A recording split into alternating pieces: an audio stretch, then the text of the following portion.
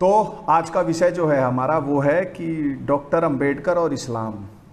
तो सन 40 में जब मुस्लिम लीग ने पाकिस्तान रेजोल्यूशन पास कर लिया कि हमको अब पाकिस्तान चाहिए, 22 मार्च की बात है, लाहौर में इनका सेशन हुआ था। तो बी आर अम्बेडकर, अच्छा आप में से बहुत सारे लोगों को शायद ना पता हो, मैं शुरू करने से पहले बता दूं कि बी आर अम्बेडकर का नाम जो है वो भीमराव रामजी अम्बेडकर है। भीमराव रामजी अम्बेडकर, इस चीज़ को आप जरा ध्यान रखिएगा। तो सन 40 में ही जब इन्होंने लाहौर सेशन में मुस्लिम लीग ने पाकिस्तान की डिमांड कर ली, पास हो गया, तो भीमराव रामजी अम्बेडकर ने एक किताब लिखी जिसका नाम था थॉट्स ऑन पाकिस्तान, जिसको बाद में सन 1945 में रिपब्लिश किया गया, पाकिस्तान और पार्टीशन ऑफ इंडिया। ठीक, तो अब में से कई लोग होते हैं जैसे जवान हैं सब और ऐसी बागी बलियां हैं, तो कई लोग आज भी गरियाते मिलेंगे कि भाई पाकिस्तान बट गया, देश ये बट गया। भीमराव रामजी अम्बेडकर जो थे वो पाकिस्तान के पक्ष में थे कि भाई इनको पाकिस्तान बनाने दो, ऐसा उन्होंने उस किताब में भी लिखा है। पर उसका जो कारण था वो कारणों की चर्चा मैं आपसे करता हूं, बाकी आपके विवेक पर छोड़ता हूं। उसमें उन्होंने कहा कि जो मुस्लिम बहुसंख्य क्षेत्र हैं हमारे भारत में, उनके अंदर कोई स्पिरिचुअल यूनिटी नहीं है, यानी कि कोई एकता नहीं है। ठीक, उसके बाद उन्होंने कहा है कि मतलब जो मुस्लिम भारत में रह रहे हैं उनके और भारत के बीच में कोई आध्यात्मिक एकता नहीं है। उससे ज़्यादा आध्यात्मिक एकता तो भारत और बर्मा के बीच में है। ये बाबा साहेब ने उस किताब में लिखा है, जिसे अच्छा जो मैं बोलूँगा ना, मैं जिन किताबों का नाम लूँगा आप जाइए उनको खोलिए और पढ़िए। उसके बाद इन्होंने बोला कि भाई इनके अंदर कोई स्पिरिचुअल यूनिटी नहीं है मुस्लिमों के अंदर, तो इसका कारण क्या है?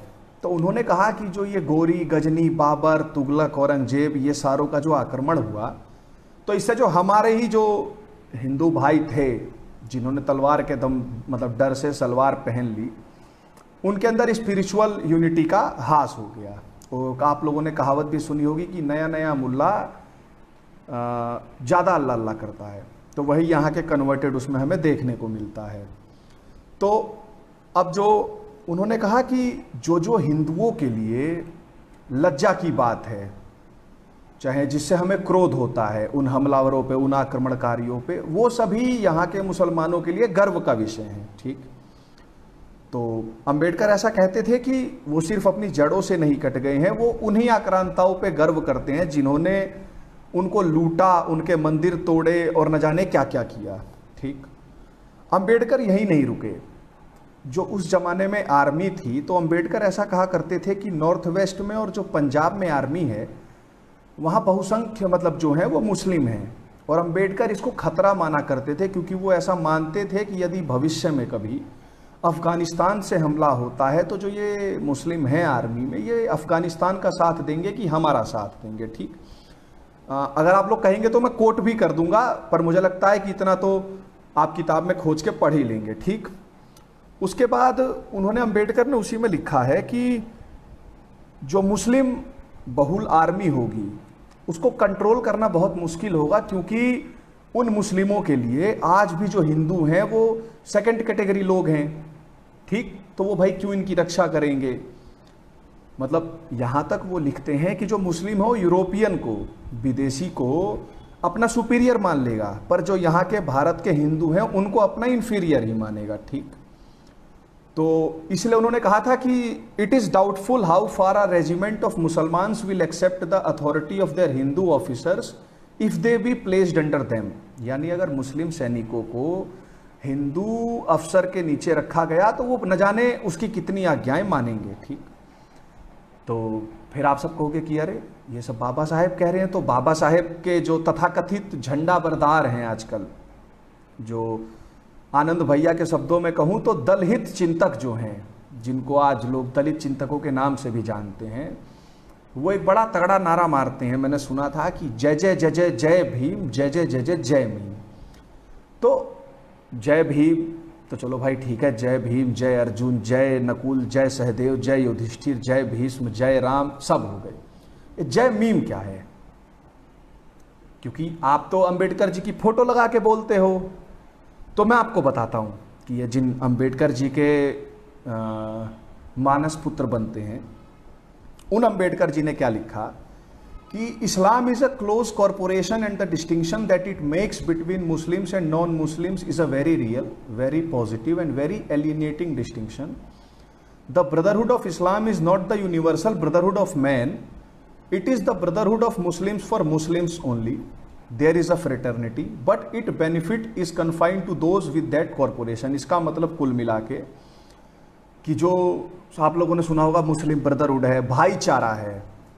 तो मेरा एक दोस्त है, जाट है, विक्रम डराल, तो उसने कहा कि भाई इसमें तो मजा ही लगता है कि भाई तो इसमें ये सारे हैं अब्दुल, और चारा जो है हम हिंदू हैं. इनके भाईचारे का अर्थ यही है. उसी को थोड़ा अंबेडकर जी ने इंग्लिश में अच्छे से लिखा कि भाई जो मुस्लिम और नॉन मुस्लिम की जो खाई है वो बहुत अलग है और ये एक नहीं हो सकते. इनका सारा भाईचारा सिर्फ मुस्लिमों तक सीमित है.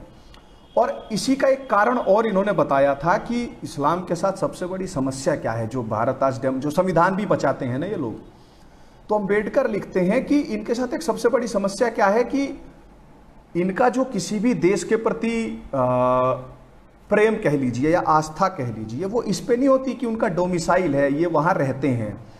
इनकी जो आस्था है ये उस पे निर्भर कहती है कि इस्लाम का शासन कहाँ है. यानी दारुल हरब और दारुल इस्लाम. आप सबको ना पता हो, हमारे जो पहले शिक्षा मंत्री थे ना वो भी फतवाबाज थे, मौलाना अब्दुल आज़ाद. उन्होंने खिलाफत के समय एक फतवा दिए था कि भारत जो है दारुल हरब है, मतलब यहाँ मुस्लिम का शासन नहीं है, शरिया नहीं चलता, तो यहाँ रहना हराम है. तो आप सब लोग भाई क्या कहते हैं, चले जाइए जहाँ दारुल इस्लाम है. तो बहुत सारे अब्दुल जो थे देश छोड़ के अफगानिस्तान चले गए थे. ठीक. और अंबेडकर जी ने यह लिखा है कि यही कारण था कि मौलाना मोहम्मद अली जो भारत में पैदा हुए और सच्चे मुसलमान माने जाते हैं, उन्होंने कहा था कि मुझे जेरूसलम में दफनाना, भारत में मत दफनाना. तो ये इनका प्रेम है. पर भैया कुरीतियां तो हिंदुओं में भी हैं. आपके मन में ऐसा प्रश्न आएगा और ये सारे आपको बताते भी हैं, है ना. तो अंबेडकर जी इसका जो किताब है इसको थोड़ा सवालों के माध्यम से समझते हैं कि अगर अंबेडकर जी की पूरी किताब पढ़ने के बाद यदि मैं आपसे पूछूं कि कौन से समाज में ज़्यादा बुराइयां हैं, हिंदू में या मुसलमान, पहले तो तुलना ही नहीं है, फिर भी मैं विषय रख दिया है तो इसलिए बोल रहा हूँ. मुस्लिमों में है ज़्यादा या हिंदुओं में, तो अंबेडकर ने कहा है कि निश्चित रूप से मुस्लिमों में हिंदुओं से ज़्यादा कुरीतियाँ हैं. और यही नहीं, इनमें एक सबसे बड़ा डिफ़ॉल्ट क्या है कि इन लोगों ने कभी उन कुरीतियों को ठीक करने की कोशिश ही नहीं की. जैसे अपने यहाँ तो समाज सुधार के बहुत आंदोलन हुए, मतलब आर्य समाज आया, उससे पहले आए राष्ट्रीय स्वयंसेवक संघ ने शुरू किया, बहुत सारे, मतलब गिनती क्या है कि गिनवानी संभव है नहीं मुझ जैसे के लिए. तो अंबेडकर कहते हैं कि इनके यहाँ तो कोई समाज सुधार का आंदोलन भी नहीं चलता. आप लोगों ने देखा होगा कि साहबानो केस था, वो तो खैर समाज सुधार भी नहीं था. सुप्रीम कोर्ट जिसकी ये रक्षा करते हैं संविधान बचाने वाले, उसके जजमेंट के खिलाफ आ गए थे. और अभी जो राम मंदिर का फैसला आया है, आपको क्या लगता है कि ये लोग उससे खुश हैं? अभी वो कम हैं, इसलिए वो फैसला भी मान रहे हैं, सब कर रहे हैं. इसको एक तकिया, अलतकिया कहते हैं. ये भी शब्द आप लोग लिखते रहना है ना अगर कुछ होगा तो. फिर इसमें अगर दूसरा प्रश्न पूछें तो अंबेडकर जी कहते हैं कि जो राजनीति होती है, तो जो मुस्लिम तबका है वो राजनीति करता है गैंगस्टर की तरह, माफियागिरी से. वो जैसे एक सामान्य होती है ना, भाई मैंने आपसे वोट मांगा, आपने मुझे दिया तो मैं, वो ना, वो गैंगस्टरिज्म से करेगा और मतलब राजनीति का गैंगस्टर बनना चाहता है वो. ठीक. तो अच्छा, फिर अगर मैं आपसे सवाल, मतलब अंबेडकर जी के उसमें सवाल पूछता हूं उनसे कि तो ये गौ हत्या क्यों करते हैं अंबेडकर जी? तो अंबेडकर कहते हैं कि the second thing that is noticeable among the Muslims is the spirit of exploiting the weakness of the Hindus. वो कहते हैं एक और जो देखने वाली चीज है मुस्लिमों के अंदर, वो ये है कि वो हम हिंदुओं की कायरता का शोषण करते हैं. वो कैसे करते हैं कि जो आपको प्रिय होगा, मतलब वो उस चीज को नष्ट करेंगे. जैसे हिंदुओं को इनके मंदिर बहुत प्यारे थे तो इन्होंने मंदिर तोड़े. हिंदुओं को अपनी बहन बेटियों का सम्मान बड़ा प्यारा था तो इन्होंने हरम खोले. और हिंदुओं को मतलब जिससे प्रेम था, अपने जनेऊ से प्रेम था, अपनी शिखा से प्रेम था, अपने तिलक से प्रेम था, ये जनेऊ तोड़ तोड़ के तौलते थे, है ना. ये था. तो अंबेडकर ये कहते हैं कि भाई ये मतलब जो जो आपको प्यारा है हिंदुओं को, आपकी कायरता का फायदा उठा के उसको एक्सप्लॉइट करते हैं और बाद में जैसे आपसे फिरौती लेते हैं कि अच्छा हम गौ हत्या नहीं करेंगे तो भाई तुम, मतलब कुछ भी बेसिर पैर की हमको डिमांड करेंगे। अच्छा, पर अंबेडकर जी जो इस्लाम है वो तो यूनिवर्सल ब्रदरहुड सिखाता है कि सब भाई भाई हैं। तो अंबेडकर जी कहते हैं कि वही जो मैंने ऊपर बताया कि कोट करता हूं, coating doctor Ambedkar, the second effect of Islam is that it is a system of social self-government and is incompatible with the local self-government because the allegiance of Muslim does not rest on his domicile in the country which is his but on the faith to which he belongs। मतलब आप किसी अब्दुल को पकड़ लो अपने बलिया में, आप जहां जहां के लोग सुन रहे हैं, और आप उससे पूछो कि ए अब्दुल संविधान बचाने वाले, तू ये बता कि भारत और मक्का में से तेरा जो मतलब आस्था है वो किसके प्रति ज़्यादा रहेगी। ठीक, अच्छा, तो क्या नाम, हाँ, अब जैसे आप लोगों को लगता होगा कि भारत के अंदर तो भाई जैसे, अच्छा, इस्लाम की एक और खासियत जो विषय भी है हमारा वो ये है कि सदैव खतरे में रहेगा, और ये खतरे में आज से नहीं है, ये खतरे में 1400 साल से है। मतलब इसका जैसे ना, ये गांव का वो शैतान लड़का है कि जो पहले आपको खुजली करेगा, आपको चिकोटी काटेगा, है ना, आपको मतलब उंगलबाजी करेगा, और जब आप दो झापड़ खींच के इसको दे दोगे तो फिर ये कहेगा कि मुझको मारा, मुझको, मैं कमजोर हूं तो मारा, है ना। तो इसका ये चलता है। अब जैसे ह्यूमन राइट्स की बात करते हैं तो आप मुझे एक देश बताइए, जो भी इनके पता नहीं कितने भाई उम्मा है ना इन लोगों का, OIC, जो भी ये 56-55 जो भी देश हैं इनके, कौन सा ऐसा देश है जहां ह्यूमन राइट्स है भैया नॉन मुस्लिम्स को? क्योंकि जो किताबें हैं, और मुझे लगता है आप सब जवान ही हो और इतने तो कायर नहीं हुए हो भाई, बाप दादाओं का कुछ तो मान रखोगे ही। इस्लाम है ना, जो इस्लाम है उसका जो बेसिक है, जिसको कि हम कुरान, हदीस और सीरा, सीरा मतलब जो इनके रसूल थे पीस बी अपॉन ही, उनकी जीवनी, इन तीनों को मानते हैं। जो उसको नहीं मानता उसको तो जान से मार दो, उसको रहने का अधिकार ही नहीं है। मतलब अरे भाई, आपका freedom of speech, freedom of expression, वो दीपिका पादुकोण वाला गाना जो है, मैं चाहूँ ये करूँ वो करूँ, अरे भाई तुम सब कुछ तभी करोगे ना जब जिंदा रहोगे। और इस्लाम का तो बेसिक जो प्रिंसिपल है वो यही कहता है कि भाई नॉन मुस्लिम्स को जीने का अधिकार ही नहीं है। मतलब जजिया दे के जो यहूदी हैं और क्रिश्चियन हैं सिर्फ वो रह सकते हैं, क्योंकि उनके पास भी किताब है, मतलब इनके बाबा बाबा सब वो अब्राहम हैं, हमको तो जीने का भी अधिकार नहीं है। तो इनका ये है।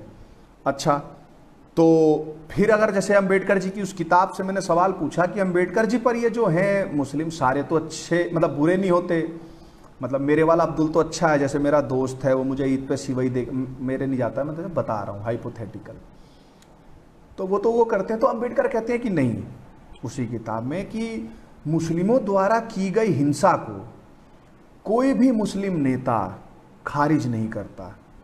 मतलब गुड मुस्लिम जो होता है ना, वो बैड मुस्लिम के कांड कर देने के बाद आता है। और जैसे लड़ाई होती है स्कूल में, एक ही गैंग के 4 लड़के हैं, तो 3 का क्या काम होता है कि हम जाके पीटना शुरू करेंगे। चौथे को कहते हैं जब हम पीटना शुरू करेंगे ना तो बस तू आके हमको मत पकड़ियो, उनको पकड़ लियो, इतने 2 झापड़ हम और मार दें। तो इनके गुड मुस्लिम ये करते हैं। ठीक, इसको बहुत सरल शब्दों में कहूँ ना तो आप ये मान के चलो कि जो बांग्लादेश और पाकिस्तान है वो इनकी FD है, फिक्स्ड डिपॉजिट, मतलब वो तो इनका ही है। भारत जो है ये जॉइंट अकाउंट खुला हुआ है जिसमें भाई मेहनत आप करें, और जॉइंट अकाउंट है तो पैसा हक इनका भी हो, है ना। तो ये काम है इन लोगों का। आप देख लो अब आपकी FD क्या तुड़वानी है रखवानी है। फिर जैसे ना अंबेडकर के बारे में आप सबने और सुना होगा कि भाई वो हिंदुइज्म के बहुत बड़े, मतलब हिंदुइज्म के तो विरोधी थे, मतलब सब गलत है हिंदुइज्म में, इसलिए उन्होंने छोड़ वोड़ दिया था।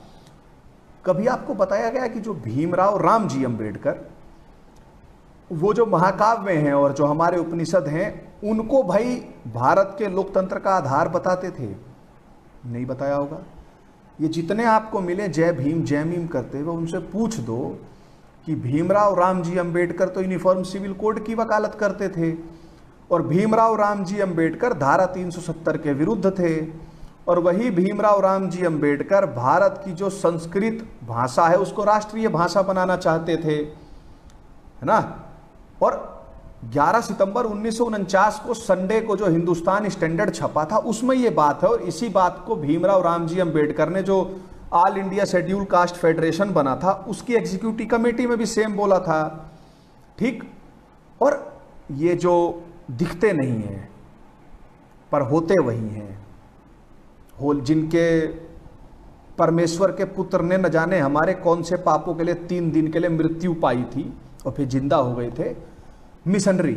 उनके बारे में अंबेडकर क्या लिखते हैं कि जो ये मिशनरी है ना, ये हमारी भलाई के लिए काम नहीं करना चाहते हैं, ये प्रोस्टेलाइजेशन करना चाहते हैं, यानी सोल हार्वेस्टिंग जिसे कहते हैं वो। तो ये हो गया।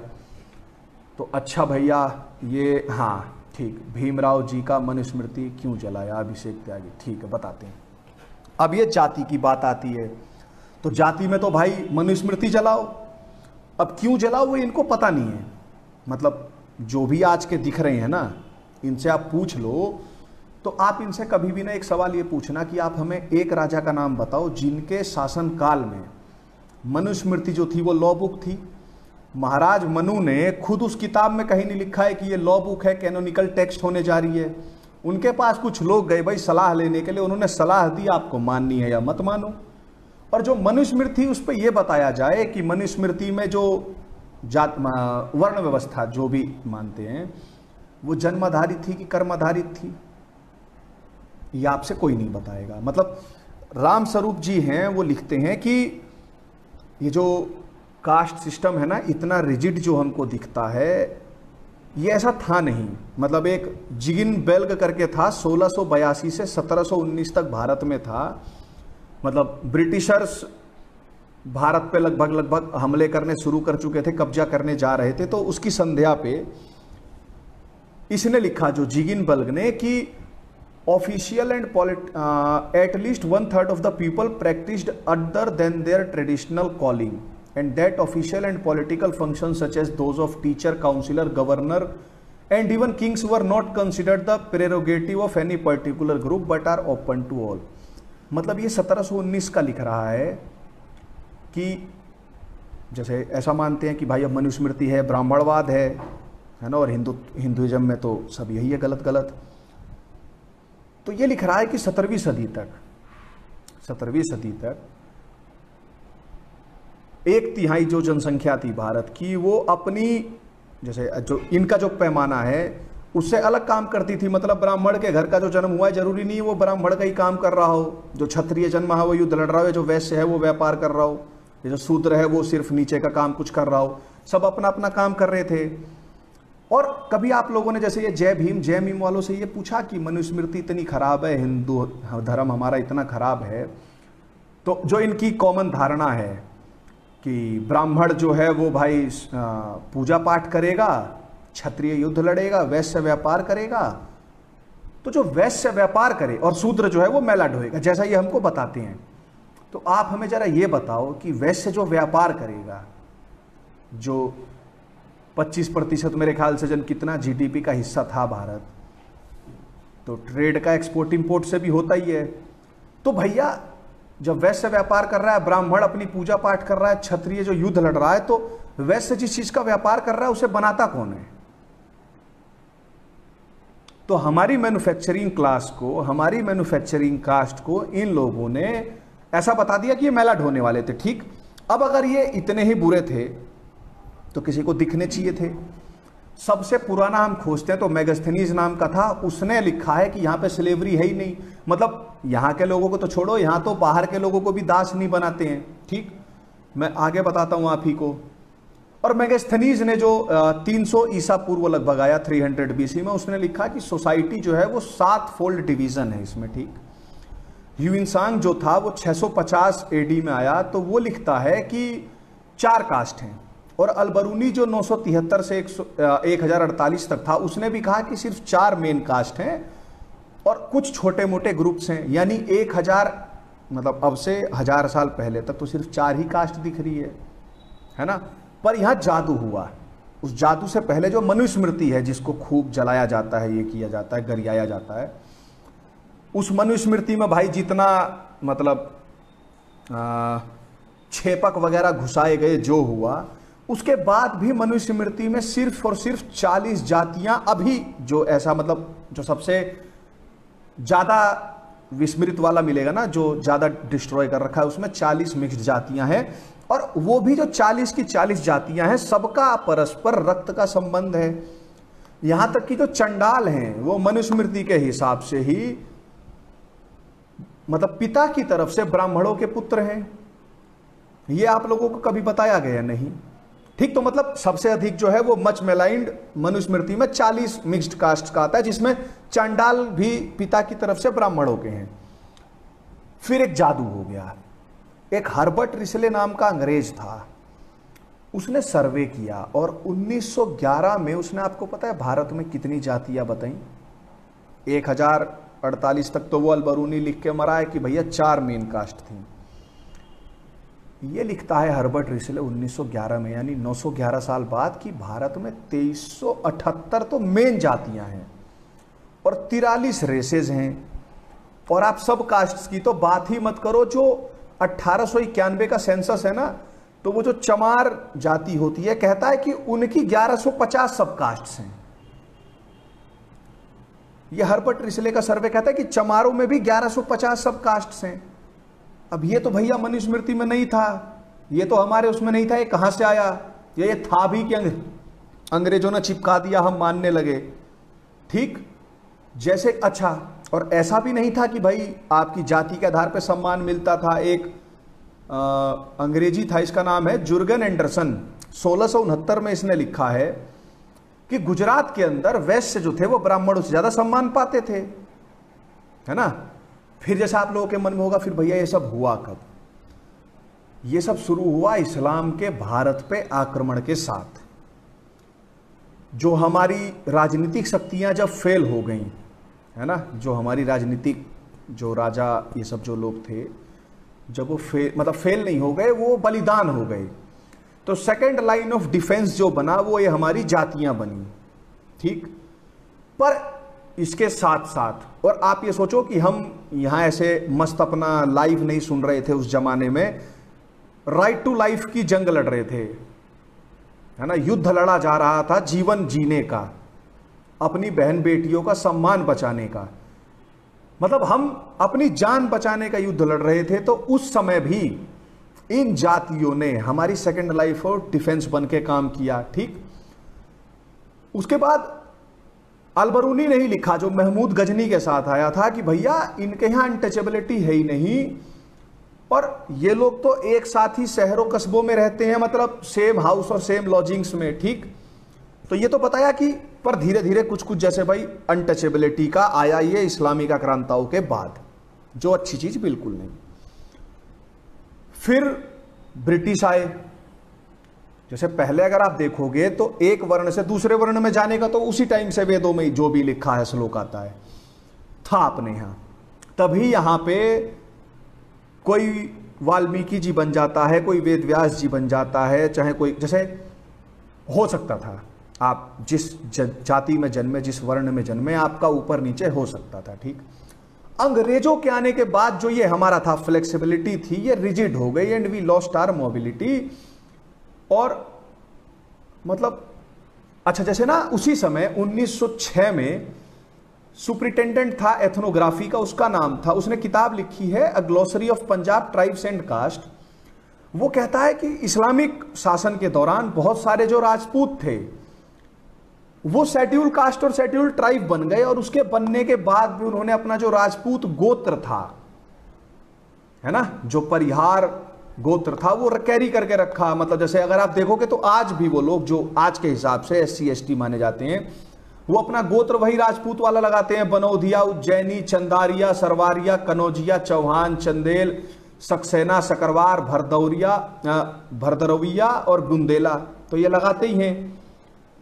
और फिर आए ब्रिटिश गोरे, जिन्होंने शायद कई कहते हैं कि हमको सिविलाइज किया। उनके हिसाब से हम जो थे बहुत इंफीरियर रेस थे, तो उन्होंने हिंदुइज्म पे तो अटैक किया, पर हमारी कास्ट को और पाला पोसा, उसे बढ़ा चढ़ा के दिखाया। और क्योंकि सबको पता है कि सनातन जब तक है, राम जब तक है, हिंदुइज्म जब तक है, तभी तक हम हैं। आप सनातन मतलब हमसे हमारा धर्म छीन लीजिए और आप अपनी जाति के अहंकार में या जो भी जाति रखनी है रखिए, आप समाप्त हो जाएंगे। आपको ना पता हो तो मैं बताता हूं, चेक कर लेना। पैगंबर मोहम्मद के मरने के बाद 30-32 सालों नहीं 22-24 सालों के अंदर ही उनके बाद जो हमलावर हुए, उन्होंने लगभग 32-34 देश जीत लिए थे 22-24 साल के अंदर, पैगंबर मोहम्मद के मरने के बाद। पर सिंध का दर्रा पार करने के लिए 350 साल लगे थे। मतलब 22 साल में जब उन हमलावरों ने 32 देश जीत लिए एक तरफ, अगर जाति प्रथा इतनी खराब थी तो सिंध का दर्रा पार करने के लिए 350 साल लगे। पहला हमला देख लीजिए, और भारत में सल्तनत की स्थापना कब हुई, और सल्तनत की भी स्थापना का मतलब आप आलम ये समझिए कि जो हमारे जाट है ना, जाट हिंदू हमारे, इनका ये खौफ था कि कुतुबुद्दीन ऐबक ने अपनी राजधानी दिल्ली नहीं बनाई थी, उसने लाहौर बनाई थी। मतलब आप देखिए 350 साल लग गए सिंध पार करने में, और उसके बाद भी इनका भारत में शासन कहां रहा। तो मतलब दिल्ली ना उस जमाने में कोई बहुत बड़ी चीज थी नहीं, ठीक। और कुल मिलाकर ये 400-450 साल रहे, और उसमें भी एक ऐसा दशक नहीं गया होगा जिसमें हमारे बाप दादाओं ने संघर्ष न किया हो। मैं खुद गाजीपुर जिले का हूं, और जो मेरी पुश्ते हैं 32 पीढ़ी पहले फतेहपुर सीकरी से, जब धर्म बचाना भारी पड़ रहा था, जजिया देना दुश्वार हो चुका था, तो सोचिए 32 पीढ़ी पहले मेरे बाबा आजी लोग, 3 भाई मतलब 3 बाबा 3 आजी अपने बच्चों को लेके गठरी समेट के फतेहपुर सीकरी से जंगली जंगल बचते हुए शेरपुर में आके बसे थे, सिर्फ इसलिए कि उनको अपना धर्म प्यारा था। और ऐसा नहीं था कि उनको भाई जंगल सफारी करने का मौका मिला था। ये इस्लामिक हमलावर खोज के मारते थे जैसे शिकार किया जाता है ना। तो ये था, हमने संघर्ष किया है। और आप सबको शायद ना पता हो, भीमराव रामजी अंबेडकर, मैं बार बार बोल रहा हूं, इनका नाम था भीमराव रामजी अंबेडकर। आप भी ये कहना शुरू कीजिए। उन्होंने कहा था किसी से बातचीत में कि जब प्रभु राम इस धरती को छोड़ के गए तो लोग उनके आदर्शों पे चले, उसलिए उन्होंने वाल्मीकि जी का चुनाव किया। जब कृष्ण जी ने यह धरती छोड़ी तो उन्होंने यहां वेद व्यास जी का चुनाव किया। और जब आज भारत 800 साल के संघर्ष के बाद अपनी स्वतंत्रता प्राप्ति की ओर अग्रसर है, तो इस भारत ने खुद मुझे अपना संविधान लिखने के लिए उसका ड्राफ्टिंग कमेटी का चेयरमैन चुना है। ये बाबा साहेब अंबेडकर तो यहां अपने आप को वाल्मीकि और वेद व्यास से जोड़ रहे हैं। चलो, मतलब अच्छा, अब जैसे ये जो मीम वाले आएंगे, आप इन लोगों से ये पूछो कि भाई ये जो संविधान है जिसके भीमराव राम जी ड्राफ्टिंग कमेटी के चेयरमैन थे, हम उसमें आस्था रखते हैं, माना। तुम रखते हो? अगर तुम में से मैं पूछूं कि एक तरफ कुरान हदीस सीरा रखी हुई है, एक तरफ भीमराव राम जी का संविधान रखा हुआ है, तो तुम किसे चुनोगे? आप पूछ के देखिए। मैं आपसे कहता हूं कि मतलब ये तो सवाल पूछने वाला भी नहीं है। अगर आपकी बुद्धि होएगी, यदि आप राहुल गांधी के लक्षण आपके अंदर नहीं आए होंगे, तो ये चीजें तो आपको दिखती होंगी अगर आपका स्वतंत्र मस्तिष्क है तो। और जैसे ना जितने भी ये अब्दुल के मौलाना जी लोग हैं, ये जिसकी मतलब रिस्पेक्ट करते हैं ना, उसके नाम के आगे लगाते हैं। अभिजीत भैया ने बताया मुझे आज कि रहमतुल्लाह अलैह, जिसका भी ये सम्मान करते हैं, ठीक, जो इनका आबा बाबा होता है। तो जैसे पाकिस्तान में अल्मा इकबाल, वही वाले सारे जहां से अच्छा हिंदुस्तान वाले, जिन्ना, और मौलाना हुसैन अहमद मदनी जो देवबंद से हैं, इनके नाम के आगे ये सारे मुल्ले जो हैं, ये अब्दुल जो हैं, ये रहमतुल्लाह अलैह लगाते हैं, ठीक। जमाते इस्लामी का जो फाउंडर है मौलाना मौदूदी, उसके नाम के आगे लगाते हैं। कोई जय मीम वाला मुझे ये बता दे कि भीमराव राम जी अंबेडकर के नाम के आगे ये लगा देंगे क्या रहमतुल्लाह अलैह? इतना प्यार है तो भाई, जय भीम जय मीम है तो सारा ठेका हमने तो लिया नहीं है भाई। तुम भी लगा दो ना अंबेडकर के नाम के आगे रहमतुल्लाह अलैह भीमराव राम जी अंबेडकर, करवा दो, मान लेंगे हम तो। नहीं करवा सकते। और एक ना आप मुझे खोज के बताइए कि भीमराव रामजी अंबेडकर ने पूरे जीवन में किसी भी हिंदूवादी नेता की आलोचना की क्या? ना स्वतंत्र वीर सावरकर जी की ना राष्ट्रीय स्वयंसेवक संघ की, मतलब किसी भी हिंदूवादी नेता की तो उन्होंने आलोचना ही नहीं की। यहां तक कि जब 1919-1920 के समय तमाम हमारे मूर्धन्य राष्ट्रीय नेता, कईयों के बापू, राष्ट्रपिता बापू, दोनों नेहरू बाप बेटे, मोतीलाल जवाहरलाल जी नेहरू, ये इन सब लोगों ने ना खिलाफत आंदोलन का समर्थन कर दिया था जब ये हिंदू मुस्लिम भाईचारे की मृग मरीचिका के पीछे भाग रहे थे। उस समय भी भीमराव रामजी अंबेडकर इस तुष्टीकरण के जाल में नहीं फंसे, है ना। तो ये था। और मतलब और ना जैसे ये हमको क्या कहते हैं कि तुम्हारा तो हिंदुइज्म बुरा था इसलिए भीमराव ने छोड़ दिया हिंदुइज्म। तो भैया गौतम बुद्ध जब मरे थे तो गौतम बुद्ध के मरने के बाद उनकी अस्थियों को लेने के लिए 8 जनपदों के राजाओं ने भैया उस पर लगाया था कि ये हमारे हैं। और एक प्रसंग, थोड़ा बहुत तो इतिहास हमने ही पढ़ा है भाई भीमसेना वालों, ये बताओ कि पूरे अपने जीवन के इतिहास में गौतम बुद्ध ने कहां लिखा है कि वो हिंदू धर्म छोड़ के बौद्ध धर्म में जा रहे हैं? आप बता दीजिए कहीं पे भी। तो भाई जब गौतम बुद्ध ही हिंदू थे तो गौतम बुद्ध का जो मत चला बुद्धिज्म, उसमें अंबेडकर आए।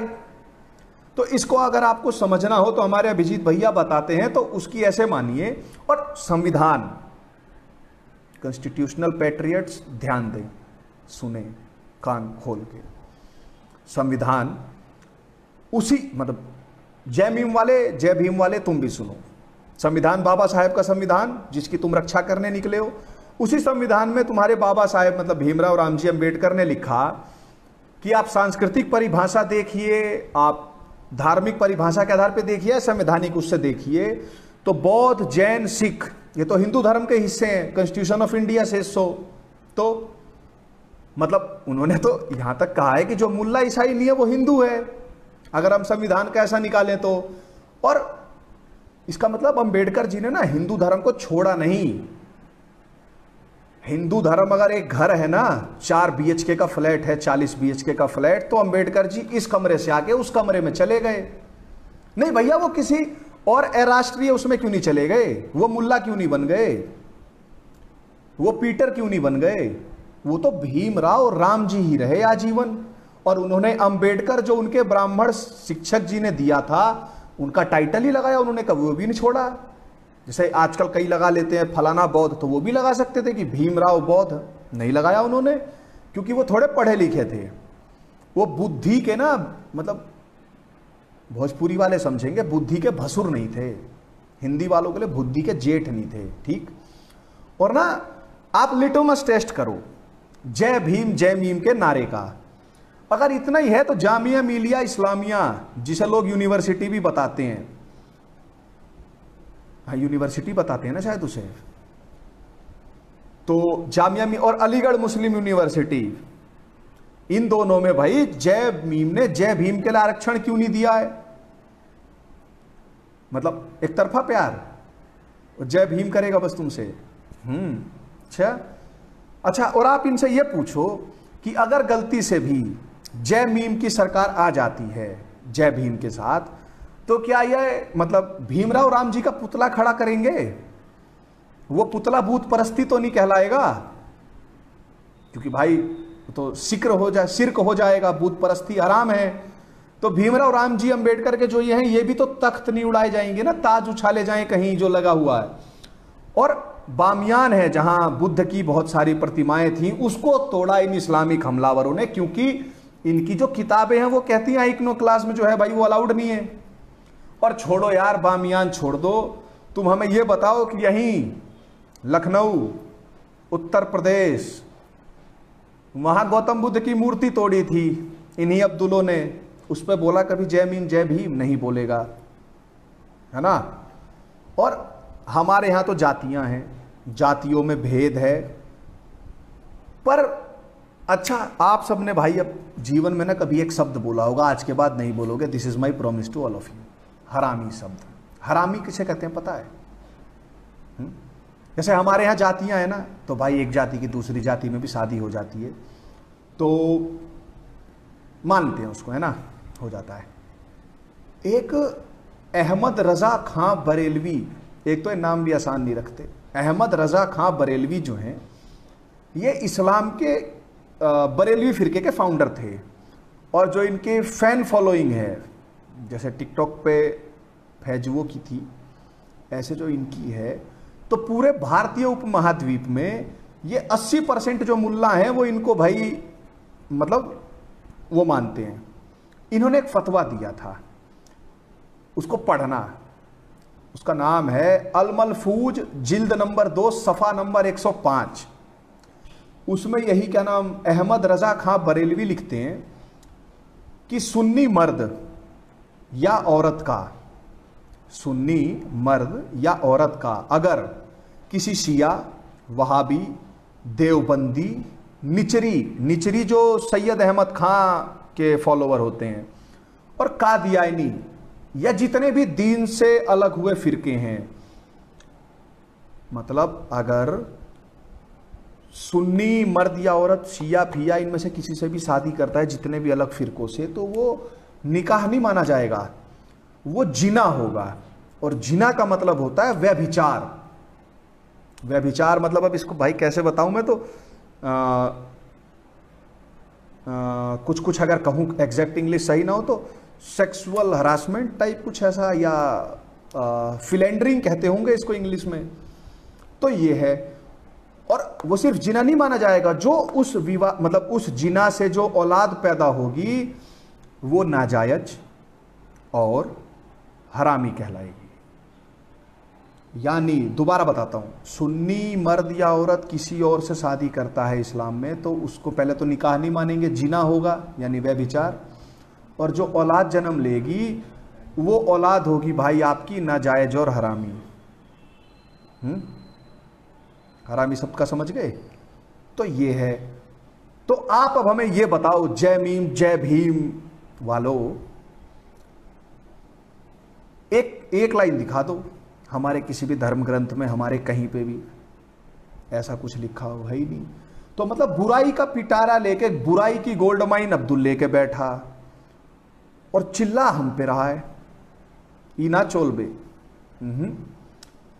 और ना कुछ गलती हमारी भी है, हमने पढ़ना छोड़ दिया, हमने ये सोच लिया कि सिर्फ हमें ही सवालों का जवाब देना है। अरे हमने उनके बाबू का कर्जा ले रखा है कि हम ही जवाब देंगे, हम सवाल क्यों नहीं पूछेंगे। उन्होंने कहा कि ब्राह्मणवाद बुरा है और हम आ गए डिफेंस में। उन्होंने बोला कि भाई हिंदुओं में ऊपरी जातियों ने शोषण किया है और हम आ गए डिफेंस में और बरगराने लगे। तो भैया जाइए अपने गांव में, वो जो हमारे भाई हैं जो इस्लामिक आक्रांताओं के आने के बाद हमसे बिछड़ गए थे, अंग्रेजों के आने के बाद जो रिजिड हो गए थे, उन्हें बताइए कि सत्य क्या है। क्योंकि स्वतंत्रता संग्राम में जो, और स्वतंत्रता संग्राम मेरा ये 100-150 साल वाला नहीं है भाई, 800 साल में मानता हूं हमने लड़ाई लड़ी है स्वतंत्रता की। 1000 साल का इतिहास रहा है हमारी स्वतंत्रता की लड़ाई का, स्वतंत्रता संग्राम का। उसमें हर हिंदू ने, चाहे वो बाभन हो, ठाकुर हो, अहिर हो, चाहे चमार हो, केहू हो, हर हिंदू, आज जाके आप सर्वे करा लो, सबसे अधिक राम नाम किसके टाइटल में लगा मिलेगा। उनको ये कह रहे हैं कि राम के तुम नहीं हो। और उनके मठाधीश लोग जब हमारे अयोध्या जी का मंदिर बन रहा है तो ये केस डाल रहे हैं। गुंडई नहीं चलेगी, कुछ हो जाए। और ना मेरा भाई है एक, उसने बताया था कि मतलब रामचरितमानस पढ़ रहा था मृगांक ने, कि जब अंगद रावण का मान मर्दन करके चले आए तो राम जी ने कहा कि भाई अब चला जाए, घूसम पट्टी शुरू की जाए। तो 4 दल बना के भेजे। तो जो वानर थे, हम तो वानर ही हैं, हम तो गिलहरी हैं राम जी की, ये सब लोग किले की दीवारों पर चढ़े और जो राक्षस थे उनकी मुंडी फोड़नी शुरू करी, मार मार के, चांटे मार मार के। और दोहा क्या था कि जय रघु, हाँ, राम प्रताप प्रबल कपि जूथा, मर्द ही निशिचर सुभट बरू था, चढ़े दुर्ग पुनि जह तह बानर, जय रघुबीर प्रताप दिवाकर। मतलब राक्षसों को कह रहे थे कि तुम राम नाम नहीं जपते हो, ये लो भटा चांटा। कहते हैं कि तुम राम नाम नहीं जपते हो, खोपड़ी फोड़ दी मार के। सोचो वो बानर हमसे बहुत अच्छे थे, है ना। आज तो मतलब जमाना है सोशल मीडिया स्टार्स का, तो आज तो राम भक्त भी, मेरा भाई नाराज था, कह रहा है कि आज तो राम भक्त भी भाई पिज्जा ही खा रहे हैं। तो मैंने कहा पिज्जा खाना कौन सी बुरी बात है, तो कह रहा है कि बस पिज्जा ही तो खा रहे हैं। तो देखिए आप सब, हम जो हिंदू बचे हैं ना, ऐसा नहीं है कि जो किसी भी जाति के हिंदू हों उनको अच्छा वो मिला होगा। अगर इतना ही बुरा था, यहाँ इतना ही सब कुछ था, तो भाई हम 84%, अच्छा ऐसा भी बताते हैं कि 85% बहुसंख्या है, 15% अरे बहुजन है और 15% सवर्ण है। ठीक, तो भाई अगर ये इतने मतलब जातिवादी प्रथा थी, तो भी ये साला बंटवारे के टाइम मतलब 1000 साल के उसके बाद भी हम 80-84% हिंदू कैसे बचे रह गए। अगर भाई ऊंची जाति वालों ने नीची जाति वालों का शोषण किया, तो इनके पूर्वज भाई इस्लाम में क्यों नहीं चले गए थे। तो इसका मतलब कि भाई वो तो लड़ रहे होंगे जो इनको नहीं बताया जा रहा है। तो देखिए ये ना धुआं है, फूंक देंगे तो सब उड़ जाएगा, है ना। तो ये कीजिए और हमेशा याद रखिए जो लड़ाई है ये बलिया की नहीं है, ये लड़ाई दिल्ली की नहीं है, ये बलिया हब की नहीं है, ये हिंदू कैफे की नहीं है। ये लड़ाई 1000 साल लड़ने के बाद हमको सौंप दिए गए संस्कारों की है, उन परंपराओं की है। सदियों तक सब कुछ खोया, धर्म न खोया, उस धर्म को सहेज के अगली पीढ़ी को देने की लड़ाई है। अब देख लीजिए, और किसी ने कहा भी था ना कि दांव पर सब कुछ लगा है रुक नहीं सकते, दांव पर सब कुछ लगा है रुक नहीं सकते, कट तो सकते हैं मगर झुक नहीं सकते, ऐसे कोई था। और सब जवान हो, सब सुन रहे हो, तो रामधारी सिंह दिनकर जी ने कहा था कि सेनानी करो प्रयाण, अभय भावी इतिहास तुम्हारा है, ये नखत तमाके बुझते सारा आकाश तुम्हारा है। राम जी को मानिए, राम जी को हृदय में बसाइए, राम जी हैं जो हमें बचाएंगे, उनके आचरण पे चला जाए। जब बाप दादा ने देख लिया तो हम भी देख ही लेंगे, पर कम से कम वो राम जी को उन्होंने छोड़ा नहीं था, तो हमें भी राम जी को नहीं छोड़ना है। और हम सब हिंदू हैं भैया, और हिंदू ही रहेंगे, ऐसा मैं मानता हूं। मैं तो हिंदू ही मरूंगा, कुछ हो जाए। मैं 2 बोरी चावल के लिए या तलवार के दम पे सलवार नहीं पहनूंगा, क्या मुंह दिखाएंगे उनको जाके ऊपर। ठीक है, तो ये किताबें पढ़िए, किताबों का नाम बता देता हूं। एक तो थॉट्स ऑन पाकिस्तान, यानी पाकिस्तान और पार्टीशन ऑफ इंडिया, जो किताब बताई थी, एक बार फिर बता देता हूं आप लोगों के। हाँ, पाकिस्तान और पार्टीशन ऑफ इंडिया, PDF मिल जाएगा, archive.org पे जाएंगे तो। दूसरी किताब ये जातियों का कैसे अगर वो हुआ है, तो उस पे growth of schedule caste and tribes in India, KS Lal ji की लिखी किताब है, इसका भी PDF मिल जाएगा। आप हिंदू कैफे के पेज पे मैसेज कर देंगे, हम आपको भेज देंगे आपका मेल लेके, या हम बता देंगे, आप हार्ड कॉपी खरीद के पढ़िए, पब्लिशरों को भी पैसा मिले। और धर्मपाल जी ने एक किताब लिखी है द ब्यूटीफुल ट्री, उसे पढ़िए। और इन सब से ऊपर राम जी को पढ़िए, राम जी बनिए, राम जी राजा थे, हम उन्हीं के वंशज हैं। भगवान मत बना दीजिए, हमारे राम जो थे वो मर्यादा पुरुषोत्तम रामचंद्र थे, और वैसा बनना हमको है नहीं, सब फ्रॉडबाजी है। फिर तो हम भी भाई बस हिंदू नाम लेके मुल्ले ही घूम रहे हैं अब्दुल। आचरण में परिवर्तन लाएंगे, हम जीतेंगे। गांव जाइए, अपने भाइयों से मिलिए, उन्हें बताइए कि तुम हमारे अपने हो, ठीक है ना। और इसी के साथ अपनी बात को समाप्त करता हूं, मेरे ख्याल से समय ज्यादा लग गया, आप लोग बोर और हो गए होंगे। ठीक है, कुछ तो हम हिंदू कैफे में तो साथ मिलते हैं तो सब जय श्री राम बोलते हैं, आप सब तो दूर हो, तो वहीं से भाई मैं बोलता हूं, फिर मेरे पीछे आप लोग दोहरा देना कि बोल मर्यादा पुरुषोत्तम सियावर राजा रामचंद्र की जय। Subscribe to our channel and press the bell icon on the YouTube app and never miss another update from the Hindu Cafe.